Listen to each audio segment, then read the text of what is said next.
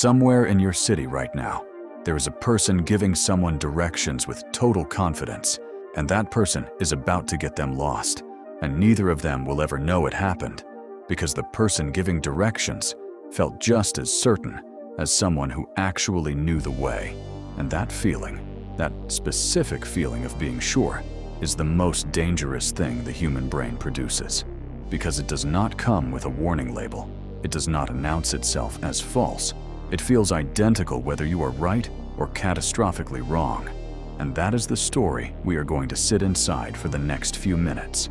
Not as a story about other people, though it will feel that way at first, but as a story about a mechanism running quietly inside every one of us right now, in whatever we have not actually gotten good at yet.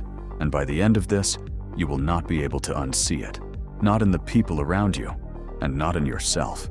So let's start where the science started, in 1999, at Cornell University, where two psychologists named David Dunning and Dunning-Kruger sat down with a strange, almost embarrassing question. Why do incompetent people seem to have no idea they are incompetent? They did not ask this to be cruel. They asked it because they had noticed something odd in study after study, that the people who performed worst on tests consistently rated their own performance as above average, not slightly above average, dramatically above average. So they designed a set of experiments to test this properly. They gave people tests on logic, on grammar, and even on humor, then asked each person to guess how their score compared to everyone else in the room. And when the results came back, they were almost too clean to believe. People who scored in the bottom 25%, whose actual performance put them around the 12th percentile, guessed that they had scored around the 62nd percentile, comfortably above the middle of the pack. Meanwhile, something almost the opposite happened at the top. The people who scored the highest, who were objectively the best performers in the room, guessed lower than they deserved. They underestimated themselves. This gap between how good someone actually is and how good they believe they are is what we now call the Dunning-Kruger effect. And once you understand why it happens, it stops being a joke about arrogant people and starts being one of the most unsettling truths in psychology.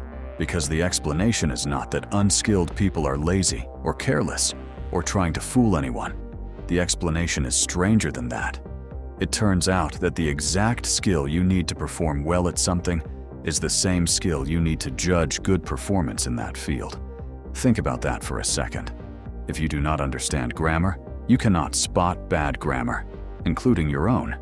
If you do not understand a subject deeply, you do not have the internal tools to notice the holes in your own knowledge, competence, and the ability to evaluate competence come from the same place. So when someone is missing a skill, they are not just missing one thing. They are missing two things at once: the skill itself and the ability to see that it is missing. Researchers sometimes call this a double curse. You do not know, and you do not know that you do not know. And here is the part that makes it so hard to fix. It is not a character flaw. It is not a personality defect. It is closer to a system error. The exact tool required to catch the mistake is the same tool that is broken. So there is no internal alarm, no little voice saying, "Wait, maybe I am wrong here." The whole warning system runs on the very knowledge that is missing. Once you know what to look for, you start seeing this pattern everywhere. In relationships, it is the partner who is completely convinced they are a great listener while constantly interrupting the other person mid-sentence. In friend groups, it is the person handing out confident dating advice despite a long, unbroken trail of relationships that all ended the exact same way. Online, it is the anonymous commenter who spent 3 minutes reading a headline and somehow sounds more certain than the expert who spent 10 years studying the actual subject. And here is what matters most. None of these people believe they are uninformed. From the inside, confidence and correctness feel exactly the same. There is no difference in the sensation. That is what makes this bias almost impossible to catch in yourself. It does not feel like a bias. It feels like just being right. And now here is where this stops being a video about that one loud coworker or that one relative, or that one stranger in your comments section. Because the honest question is this: is there an area of your own life right now where you feel completely certain, and you have genuinely never tested that certainty against someone who actually knows the subject? Parenting advice you give without a moment of hesitation. Financial opinions you state like they are established fact. A skill at work that you assume you have mastered simply because no one has corrected you yet. The uncomfortable truth in this research is not that some people are overconfident. It is that overconfidence never feels like overconfidence from the inside. It just feels like being right. And here is a detail almost nobody expects when they first hear about this study. The most skilled people in a room are often the quietest, precisely because they are aware of how much they still do not know, while the least skilled person is usually the one dominating the conversation, filling every silence, correcting people who spent years studying what they learned about an hour ago. That imbalance explains why arguing with a confidently wrong person feels so exhausting. You are not just disagreeing on facts, you are negotiating with someone who has no internal signal telling them to slow down, no mechanism prompting them to pause and consider the other side. So how do you actually tell real confidence apart from this blind spot? There are two signals worth remembering. The first is that genuine expertise usually comes with specific doubt. Real experts can tell you precisely where they might be wrong, which part of their argument is shakiest, which assumption could fall apart under pressure. The blind spot version of confidence is different. It is vague, it is total, and it turns defensive. The instant it gets questioned, the second signal is this: if you have never once changed your mind on a topic you feel completely sure about, that is not proof that you are right.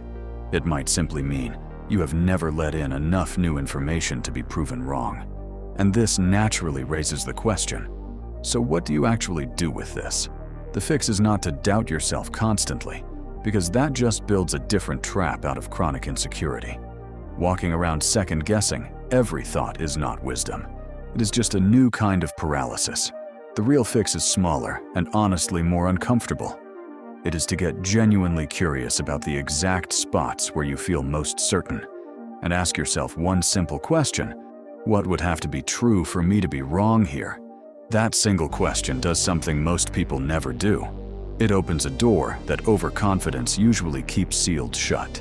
And if somewhere, while listening to this, a memory just surfaced, a specific moment where you were completely sure of something, and later discovered you were wrong, that is not something to feel embarrassed about. That is actually rare, because most people never catch that moment happening in real time. They only realize it years later, if at all. And the strange, quiet finding underneath all of this research is that stupidity, in the way psychology actually studies it, was never really about intelligence. Smart people fall into this exact same trap constantly, sometimes more than anyone else, because intelligence in one area creates a false sense of intelligence in every area. No, this was always about awareness, about whether there is a working internal system that can detect its own blind spots. So the next time you feel that sudden flash of total certainty, whether it is about a stranger online, a person across the dinner table, or your own reflection in the mirror, pause just long enough to ask the question this entire story was built around. What if this is exactly the thing I understand the least? Because the people who ask that question, even occasionally, even imperfectly, are the ones who slowly build something rarer than confidence.